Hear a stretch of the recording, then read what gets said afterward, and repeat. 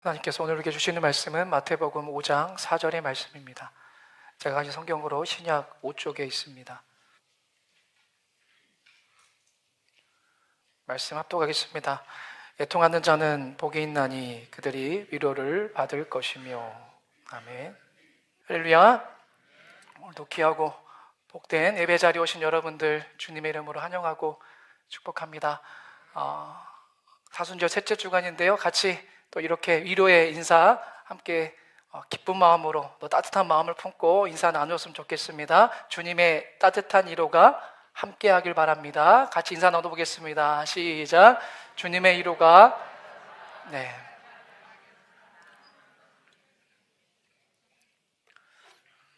따뜻한 위로가 좀 느껴지셨어요?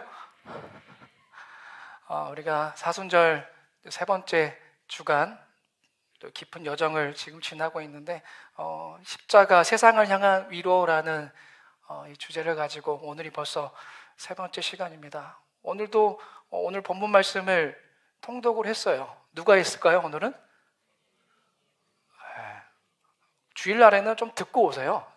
아침 7시 5분 정도에 거의 보냅니다. 오늘은 1, 2분 차이가 났을 수도 있는데, 그래서 주일날에는 보통 제가 주일 본문 가지고, 주일 통독한 본문 가지고 말씀을 전하기 때문에 꼭 듣고 오십시오. 오늘은 우리 귀엽고 사랑스러운 우리 어린이부 친구 3명이죠.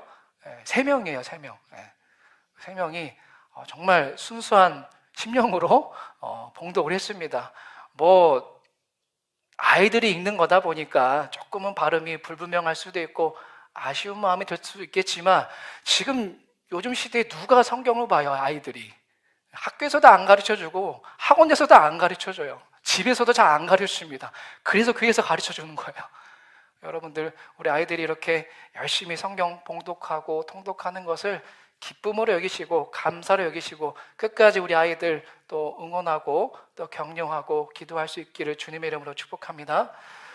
오늘은 팔복의 말씀 중에서 4절에 있는 말씀, 이 말씀을 집중해서 함께 나눠보려고 하는데요, 우리 다시 한번 마음에 새기는 의미로 오늘 본문 4절 말씀을 함께 다시 한번 읽어볼까요? 시작. 애통하는 자는 복이 있나니. 아멘. 자, 애통하는 자는 복이 있나니 그들이 위로를 받을 것이다. 뒤에 말은 제쳐두고 앞에 말만 생각해 봤을 때에 상식적으로 은혜가 되십니까? 그냥 상식적으로 봤을 때 애통한다는 것은 아픈 거예요. 울음이 나는 겁니다. 슬픈 거예요. 근데 그게 복이 있다라는 주님의 말씀이 솔직히 상식적으로 다가오지 않을 때가 있어요. 세상 사람들은 웃는 자가 복이 있다라고 말하지 않습니까? 성공해서 잔치를 벌이고 남부럽지 않게 떵떵거리며 사는 그 사람이 바로 복 있는 자다라고 말해요. 그게 세상의 가치입니다. 근데 정반대로 우리 주님은 말씀하시는 거예요. 우는 자가, 애통하는 자가 복이 있다라고 강력하게 선포하십니다. 왜 주님은 울라고 하시는 걸까요? 왜 애통하는 자가 복이 있다고 말씀하시는 걸까요? 오늘 우리는 이 역설적인 말씀을 통해서 주님이 우리에게 원하시는 진짜 눈물이 무엇인지를 우리가 3가지로 함께 나누고자 합니다. 자, 이 첫 번째 영적 비밀을 가슴에 깊이 새기기 위해서 저를 한번 따라해 주시기 바랍니다. 애통은 내 영혼을 살리는 거룩한 통증입니다. 다시 한번 해볼게요. 좀 헷갈릴 수 있으니까. 애통은 내 영혼을 살리는 거룩한 통증입니다. 잘 하셨습니다. 애통은 먼저 첫 번째로 내 영혼을 살리는 거룩한 통증이다라는 거예요. 솔직하게 한번 여쭤보겠습니다. 여러분, 최근에 언제 울어보셨어요? 눈물이 메마르셨습니까? 물론 이제 질병, 이렇게 아프셔서 그러신 분도 계시겠지만 언제 울어보셨습니까? 최근에 재미있는 드라마나 영화 보시면서 우셨을까요? 제가 본 적은 없는데, 아직 안 봤는데 어떤 분이 그 요즘 영화 왕가 사는 남자? 그게 그렇게 재밌다고 1,000만 관객 돌파했고, 어떤 분은 그 단종이 죽는 것 때문에 그렇게 슬펐다고. 그래서 저도 한번 볼까 싶은데, 아무튼 그런 감성적인 영화를 보실 때에 눈물이 나십니까? 우리가 세상을 살다 보면은 수많은 눈물을 흘리게 되죠. 말씀드린 것처럼 뭐 그렇게 영화를 보면서 훌쩍이는 그런 뭐 감성적인 눈물도 있을 것이고, 뭐 이게 통장 잔고가 바닥이 나서 한숨 쉬며 흘리는 그런 눈물도 있을 것이고, 남들보다 사업이 잘 풀리지 않아서 흘리는 이 속상의 눈물도 있을 것이고, 또 가장 큰 슬픔은 또 뭐예요? 이 자식 때문에 흘리는 눈물이 있죠. 이 자식이 내 마음도 몰라주고, 또 자식이 내 뜻대로 되지 않아서 밤잠을 설치면서 그렇게 가슴을 치면서 통곡하면서 우는 그런 뼈아픈 부모의 눈물도 있을 거예요. 억울한 일을 당해서 분통을 터뜨리는 그런 눈물도 있을 겁니다. 자, 근데 오늘 우리 주님께서 복되다라고 하시는 이 애통, 이 눈물은 그런 뭐 영화를 보고 흘리는 감성적인 눈물도 아니고, 내 신세를 한탄하면서 우는 그런 억울한 눈물도 아니에요. 자, 애통이란 단어를 한자로 풀이해보면요, 슬플 애자에 아플 통자입니다. 자, 글자 그대로 해석하면 뭐예요? 그냥 눈물이 조금 나는 정도가 아니지요.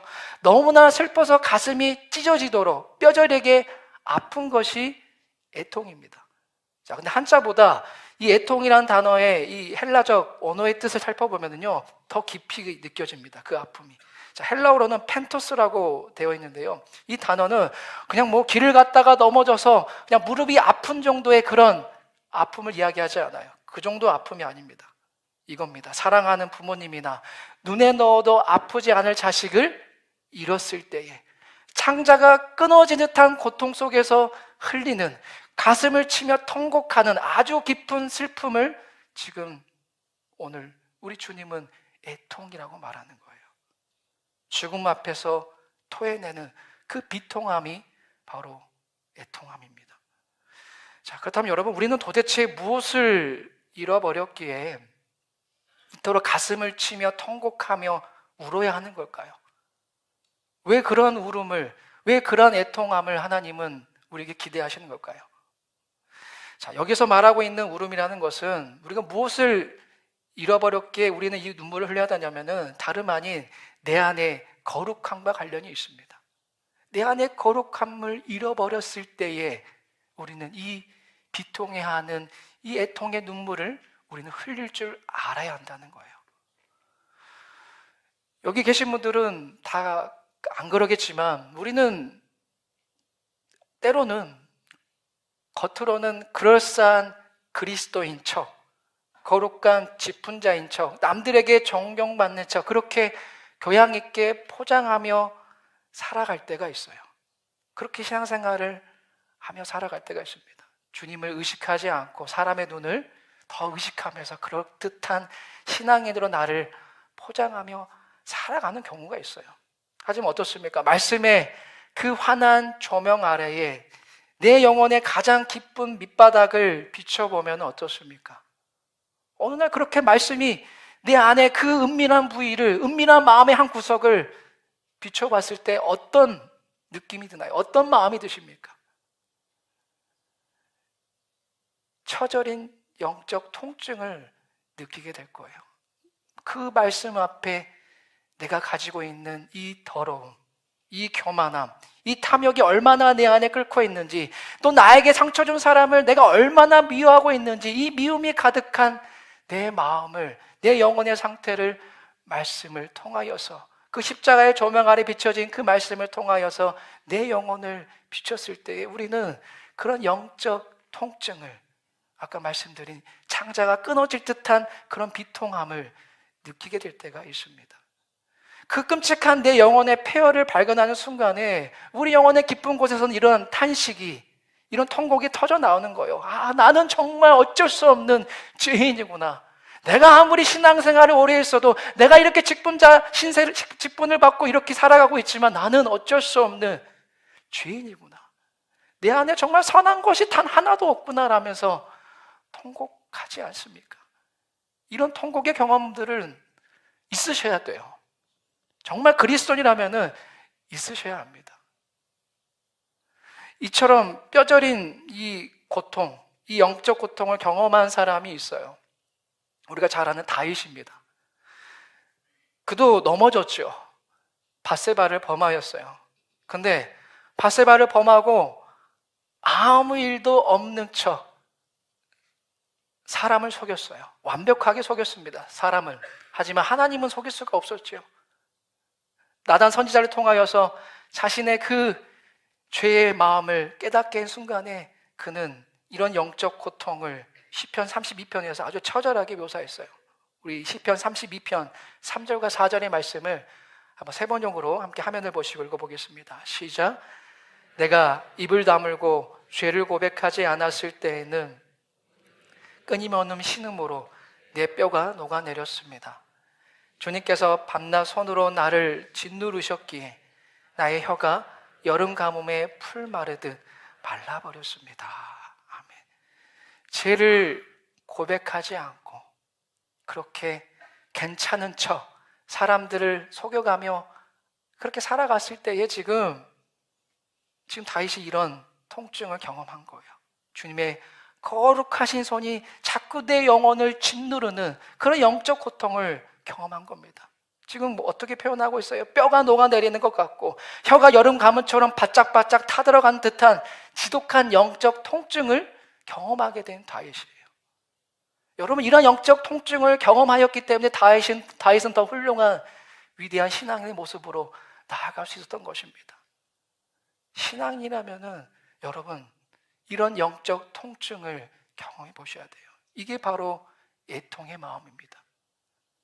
우리가 첫 시간에 나누었던 나병 환자 이야기를 아실 거예요. 그 병에 가장 끔찍한 게 뭐였습니까? 살이 썩어 문드러지고 또 손가락이 떨어져 나가도 아무런 통증을 못 느끼는 것이 그 병의 비극이었죠. 우리 영혼도 마찬가지예요. 만약에 우리의 영이 지금 우리가 영적으로 완전히 썩어 있는 영적 나병 환자라면은 끔찍한 죄를 내가 지어도 아무런 감각이 없고 아무런 통증을 느끼지 못할 것입니다. 죄를 지어도 그게 죄인지도 모르고 오히려 그냥 계속 그 죄를 탐닉하는 사람이라면은, 그러고서도 교회 나오고 있다면은, 그러고도 그리스도인이라고 고백하고 있다면은 그 고백은 위선이고 거짓이고 주님은 그 마음을 아신다는 거예요. 근데 만약 오늘 지금 이 말씀을 들을 때에 이 말씀 앞에서 지금 내 가슴이 찔리고 아파서 뼈가 녹아내리는 애통함을 느끼시는 분이 있다면은 여러분, 그것은 저주가 아닙니다. 고통이 아니에요. 그것은 오히려 복입니다. 할렐루야. 내 영혼이 아직 병들지 않았다는 거예요. 내가 지금 아직 내 영혼이 싱싱하게 살아있다는 것을 반증하는 것입니다. 그러므로 오늘 이 자리 가운데 지금 주신 말씀을 통하여서 내 영혼이 아프고 지금 내 마음에 찔림이 있다면은 기뻐하십시오. 찔려주는 그 죄의 문제를 가지고 하나님 앞에 나아가세요. 그리고 기도하십시오. 주님, 내 죄 때문에 주님의 마음이 이렇게 아프셨겠군요 하면서 그 애통하는 마음을 달라고, 그 영적 통증을 더 느끼게 해달라고 기도하십시오. 그 애통하는 자가 누리게 되는 위로의 복을 경험하게 될 줄로 믿습니다. 두 번째 말씀을 나눕니다. 다시 한번 입술 열어 결단하며 따라해 보겠습니다. 참된 애통은 세상의 아픔을 끌어안고 우는 것입니다. 다시 한번요. 참된 애통은 세상의 아픔을 끌어안고 우는 것입니다. 여러분, 우리가 첫 번째 나누었던 그 개인적인 거룩한 애통, 내가 느끼게 되는 영적 통증 중요해요. 내 죄를 용서해 주십시오 하면서 그렇게 골방에서 혼자 주님 앞에 회개하며 참여하는 심령으로 나아가는 것 중요합니다. 꼭 그런 과정을 거치셔야 돼요. 근데 거기에서만 머무르서는 안 된다는 거예요. 주님 말씀하신 애통하는 자가 누리게 되는 복은 여기까지 나아가야 됩니다. 어디까지요? 타인의 아픔과 이 세상의 죄악을 마치 내 것이냐 끌어안고 울 수 있는 대신 애통하는 자리로까지 나아가야 한다는 거예요. 여기까지 하나님은 우리에게 기대하신다는 겁니다. 세상을 보십시오. 요즘 스마트폰을 열고 유튜브나 SNS 보면은 잠깐만 들여다봐도 온통 남을 고발하고 손가락질하는 이 분노의 소리가 참 가득해요. 다 너 때문이다. 너 때문에 정치가 썩었다. 너 때문에 경제가 망했다. 너 때문에 우리 가정이 파괴됐다.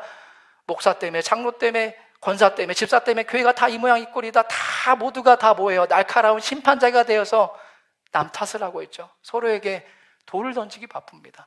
그 시대를 우리가 살아가고 있어요. 우리 삶의 잘만 그런 게 아니죠. 아까 우리 장로님이 기도도 했지만 지금 전 세계를 불안에 빠뜨리고 있는 지금 미국과 이란의 이 무력 충돌 사태를 한번 보십시오. 그 참혹한 전쟁의 한가운데서도 어떠해요? 서로 남 탓하기 바빠요. 네가 먼저 도발했다. 이 모든 비극의 책임은 전적으로 너희에게 있다라면서 서로를 탓하고 정죄하기에 바쁩니다. 이게 인간의 본성이죠.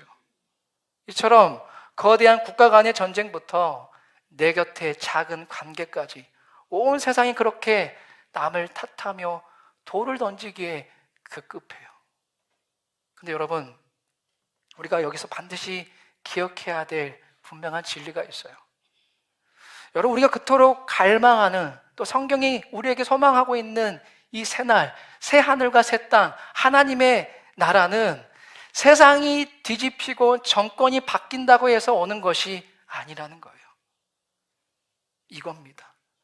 내 옆에 있는 사람이 경쟁자나 원수가 아니라 그 내 옆에 있는 지체가, 내 옆에 있는 사람이 형제자매로 느껴질 때에, 내 안에 그들을 향한 진실된 사랑의 마음이 내 안에 가득 차오르게 될 때에 새날은 밝히 열리게 된다라는 것입니다. 믿으십니까? 생각해 보세요. 미국과 이란의 지도자들이 남 탓하는 거 그만하고 서로가 그렇게 사랑하는 마음으로 대하면은 어떤 일이 일어나겠습니까? 당장이라도 전쟁이 멈춰지게 되겠죠. 예수님은 요한복음 13장 34절 35절에서 이렇게 말씀하셨어요. 함께 읽어볼까요? 화면에 보시고. 요한복음 시작. 새 계명을 너희에게 주노니 서로 사랑하라. 내가 너희를 사랑한 것 같이 너희도 서로 사랑하라. 너희도 서로 사랑하면 이로써 모든 사람이 너희가 내 제자인 줄 알리라. 아멘. 그렇게 서로가 사랑하면은 모든 사람이 우리가 주님 안에서 제자가 될 수 있다라는 놀라운 축복의 말씀이에요. 다 아시는 말씀입니다. 근데 솔직하게 고백해 보세요. 이게 잘 돼요, 안 돼요? 내 옆에 있는 지체, 오랜 신앙생활을 해왔으면서도 여전히 미워하는 사람은 계속해서 미워하게 돼요. 원수와도 같은 자가 오랜 세월이 지나도 원수와 같습니다. 형제자매로 느껴지지 않을 때가 있어요. 무슨 말이에요? 내 굳은 결심과 의지로는 절대 할 수 없다라는 거예요. 그 누구도. 오히려 계속해서 정죄하고 흉보기에 바쁠 겁니다. 자, 잘 안 될 때 어떻게 해야 되겠습니까? 어디로 가야 돼요? 주님께로. 우리 사순절이니까 십자가 앞으로, 십자가의 그 강가로 우리는 달려가야 한다는 거예요. 그 십자가에서 콸콸 흘러내리는 주님의 그 보혈과 그 사랑의 강물에 내 메마른 마음과 내 메마른 심령을 흠뻑 적셔야 한다는 것입니다. 내 이기적인 힘이 아니라 내 안에 그 예수님의 그 보혈의 사랑이 차오르게 될 때에 아까 예수님이 말씀하셨던 그 말씀, 서로 사랑하게 되는 거예요. 이웃을 내 형제로, 지극히 작은 자까지도 주님처럼 대할 수 있는 그런 따뜻하고 넉넉한 마음이 우리 안에 차오르게 된다는 것입니다. 여러분, 이 십자가의 사랑에 자신을 온전히 내어 맡긴 사람이 있어요. 독일의 유명한 순교자 목사님이십니다. 디트리 보네퍼 목사님인데요, 그는 감옥에서 이렇게 부르짖었습니다. 주여, 사랑의 불꽃으로 내 안의 거짓을 불사르시고 마지막 순간까지 사랑하게 하소서. 마지막 순간까지 사랑하게 해달라는 그 보네파 목사님의 그 간절한 기도. 실제로 그는 옥중에 있을 때에 자신을 그렇게 가둔 간수들까지도 끝까지 사랑하는 것을 멈추지 않았다고 해요. 그 사랑의 본체가 누구이십니까? 또 우리 예수님이시죠. 그분 또한 마지막 순간까지 이렇게 사랑하신 분이셨어요. 여러분 기억하세요. 주님은 십자가에 달리셔서 니들 때문에 내가 이 고생이다라고 말씀하지 않으셨어요. 너희들 죄 때문에 죄 없는 내가 이 고생이다라고 결코 말씀하시지 않으셨어요. 오히려 멸망에 가는 예루살렘 도성을 바라보시면서 우리 예수님 통곡하셨고, 죽은 나사로의 무덤 앞에서 사랑하는 그 식구들과 함께 비통해 하셨으며, 자신을 조롱하고 창으로 찌르는 자들 향하여서 아버지여 저들의 죄를 사하여 주시옵소서라면서 끝까지 우리를 사랑하는 것을 멈추지 않으셨다는 것입니다. 끝까지 애통하는 마음을 가지셨던 우리 주님이셨어요. 죄가 전혀 없으신 거룩한 주님이 우리의 모든 죄악과 고통을 친히 짊어지시고 뼈가 부서지는 십자가의 고통 속에서도 우리를 대신하여서 그 애통의 눈물을 흘리셨다라는 것입니다. 그러므로 여러분, 한번 이 시간 우리 각자가 가슴에 손을 얹고 한번 물어보십시오. 나는 정말 이 주님의 몸된 교회, 이 믿음의 교회와 이 교회 안에서 남몰래 눈물 흘리는 믿음의 지체들을 위하여서, 또 병상에서 고통받는 그 지체들을 위하여서, 세상의 유혹 속에서 흔들리는 우리 다음 세대들을 위하여서 가슴을 찢으면서 기도해 보신 적이 있는지 한번 각자에게 물어보십시오. 또 이 땅의 연약한 이웃들을 위하여서 단 한 번이라도 진지하게 눈물 흘려본 적이 있는지 한번 물어보십시오. 여러분, 진정한 애통은 나와 상관없어 보이는 이웃의 고통, 무너져가는 교회의 아픔, 이 나라와 이 민족의 죄악을 보면서 주님, 이것이 다름 아닌 저의 책임입니다. 주님, 제가 이들을 위하여서, 이 나라를 위하여서, 이 열방을 위하여서 단 한 번도 제대로 기도해보지 못한 저의 잘못입니다. 그 영혼들을 품고 단 한 방울의 눈물도 흘려보지 못한 저의 잘못입니다. 제가 죄인입니다라고 가슴을 치며 우는 그 애통하는 자의 마음이 한 번이라도 여러분들 있어 보셨습니까? 이타적이고 희생적인 애통의 삶을 가장 잘 보여주는, 요즘은 그렇지 않지만 예전에는 참 친숙한 물건이라고 할 수 있는 이 연탄이죠. 저는 이 연탄 한 장이 참 희생적이고 이타적인 삶을 잘 보여주는 거다라고 생각이 들었어요. 여러분, 지금이야 이제 보일러 스위치 딱 키면은 금세 따뜻해지잖아요. 근데 우리 성도님들 과거 옛날 한번 생각해 보세요. 저도 어린 시절에 그 경험이 있어요. 그 사택에 연탄 보일러인데 참 그 바깥에 있어가지고 툭 하면은 이제 엄마가 저보고 이제 보일러 꺼진다고 이제 가서 연탄 갈라고. 그게 얼마나 무섭고 싫었던지. 다들 기억나실 거예요. 여러분, 그 연탄 한 장이 자기 몸을 하얗게 불태워 꽁꽁 언 방바닥을 절절 끓게 만들어서 우리 가족의 생명을 지켜주었습니다. 그렇지 않습니까? 여기에 대해서 안도현 시는요, 연탄 한 장이라는 시에서 이렇게 노래했어요. 화면을 띄워보시겠어요? 제가 읽어드릴게요. 매일 따스한 밥과 국물 퍼먹으면서도 몰랐네. 온몸으로 사랑하고 나면 한 덩이 재로 쓸쓸하게 남는 게 두려워. 여태껏 나는 그 누구에게 연탄 한 장도 되지 못하였네. 생각하면 삶이란 나를 산산이 으깨는 일. 여러분, 우리 예수님이 바로 이 세상의 꽁꽁언 추위를 따뜻하게 덮이는 거룩한 연탄이 되셨습니다. 하늘 보좌를 버리고 이 춥고 시린 땅에 오셔서 우리 주님 십자가 위에서 자신의 몸을 산산히 으깨셨어요. 한번 기억해 보세요, 여러분. 과거에 눈이 오고 난 다음 날 뭘 했습니까? 아침에 빙판길에 누군가 넘어질까 봐 길목마다 하얗게 타버린 연탄재를 가져와서 막 뿌리지 않았습니까? 내 가족만을 위해서 그랬나요? 지나가는 모든 사람을 위해서 그렇게 연탄재를 너도 나도 뿌려댔어요. 사랑하는 여러분, 그렇게 우리 주님도 십자가에서 당신의 온몸을 으깨셨습니다. 왜요? 우리가 죄로 인해 하나님께로 가는 그 길목에 넘어질까 봐, 그렇게 넘어져서 하나님께로 가지 못할까 봐 그렇게 자신을 남김없이 십자가에서 다 태우시고 온몸을 으깨셨습니다. 그렇게 우리 주님께서 우리에게 놀라운 생명의 길, 그 구원의 길을 열어주시고 만들어주셨다라는 이 분명한 사실을 여러분 모두가 마음에 새기시고 그 사랑에 깊이 감사하시길 주님의 이름으로 축복합니다. 마지막 세 번째입니다. 다 같이 나를 찾아오신 주님의 따뜻한 음성이라고 생각하면서 또 고백해 보겠습니다. 하나님이 내 눈물을 다 아십니다.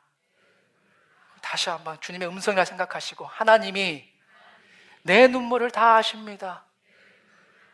아멘. 우리가 이웃의 아픔을 그렇게 끌어안고 기꺼이 연탄이 되어서 나를 하얗게 태울 때에 우리에게 주어지는 놀라운 약속이 오늘 우리가 읽은 본문 하반절을 다시 보세요. 어떠한 약속하십니까? 그들이 위로를 받을 것이며. 여러분, 여기서 말하는 위로는 세상 사람들의 그런 위로가 아니에요. 멀찍이 서서 아이고 잘 안 됐네, 어떡하냐, 힘내라, 그냥 이렇게 툭 던지는 얄팍한 위로를 말씀하신 게 아니에요. 이 위로는 세상 어느 누구도 줄 수 없는 위로입니다. 천지 만물을 창조하신 전능하신 하나님께서 친히 애통의 눈물을 흘리고 있는 우리 곁에 다가오셔서 십자가에 못 박힌 그 피 묻은 손으로 우리의 눈물을 닦아주시고 각 안아주신다라는 그 위로를 말씀하시는 거예요. 내가 그렇게 너를 안아주겠다. 내가 너 그렇게 눈물을 닦아주겠다. 내가 너의 눈물을 다 보고 있었노라 하는 그 놀라운 위로의 복의 말씀입니다. 여러분, 우리가 남을 위해서 또 세상을 위해서 뼈가 노리듯 녹아내리듯 통하며 슬퍼할 때에 우리 주님 결코 하늘 보좌에서 뒷짐지면서 방관하지 않으세요. 속삭여 주십니다. 우리 어깨를 감싸 안아주시면서 이렇게 말씀해 주세요. 내가 다 안다, 너의 눈물을.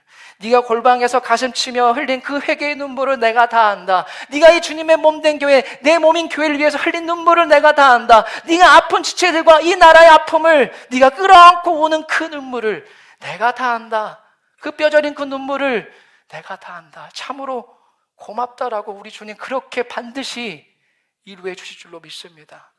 여러분, 세상 사람들이 다 나를 몰라줘도 괜찮아요. 내가 그렇게 은밀한 곳에서 그 애통하는 마음으로 이 교회와 지체들과 세상을 품고 기도할 때 그거 세상 사람들 몰라줘도 괜찮아요. 내 곁에 누가 계십니까? 그 기도를 들어주시고 내 눈물을 닦아주시는 우리 하나님, 자신의 몸을 하얗게 태워 꽁꽁 얼어붙은 내 심령을 완전히 녹여주시는 그 하나님이 계시기에 우리는 괜찮은 거예요. 그분이야말로 우리에게 참된 위로를 주시는 하나님이심을 믿으시기 바랍니다. 말씀을 맺겠습니다. 오늘 안도현 시인의 또 다른 시 너에게 묻는다를 인용하면서 여러분의 가슴에 준엄한 질문을 던지면서 말씀을 마치겠습니다. 잘 아는 시의 한 대목이에요. 화면을 보실까요? 연탄재 함부로 발로 차지 마라. 너는 누구에게 한 번이라도 뜨거운 사람이었느냐? 여러분, 이 준엄한 질문을 한번 마음에 품고 나아가셨으면 좋겠어요.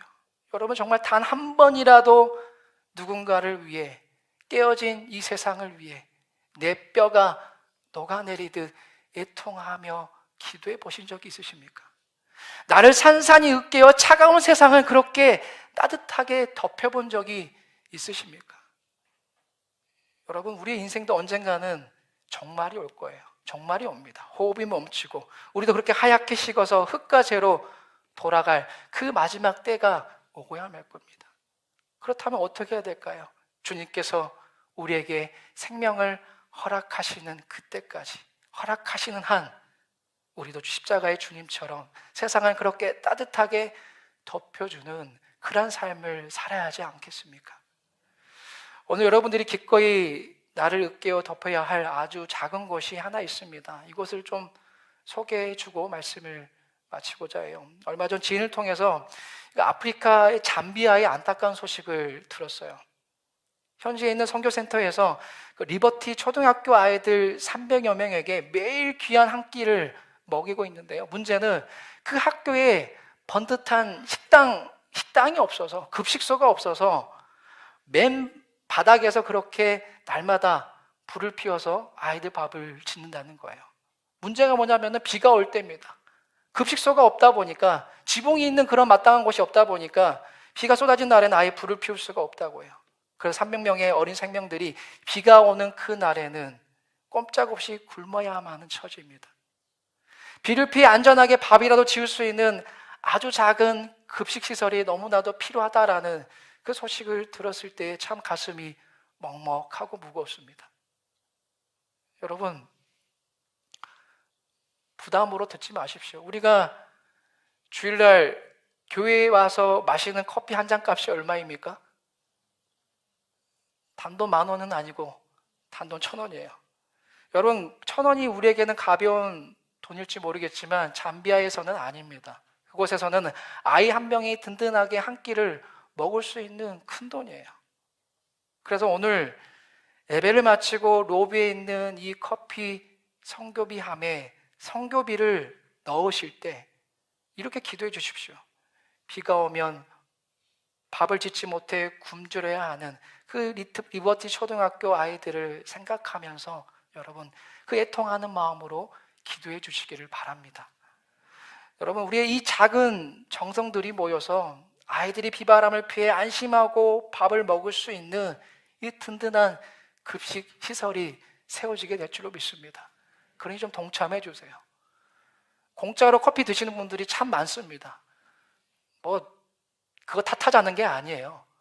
이왕이면 아니 1,000원이면은 내가 가보지도 못한, 내가 만나보지도 못한 그 잠비아의 그 어린 영혼들이 한 끼 식사를 해결할 수 있는 그런 급식소를 짓는데 보탬이 된다는데 이 1,000원이 뭐야? 10,000원이라도 더 바쳐야지 라는 그 마음이 바로 애통하는 자가 갖게 되는 마음인 줄로 믿습니다. 한번 여기서부터 시작해 보세요. 물론 이거 외에도 많이 있겠지만 한번 도전해 보셨으면 좋겠어요.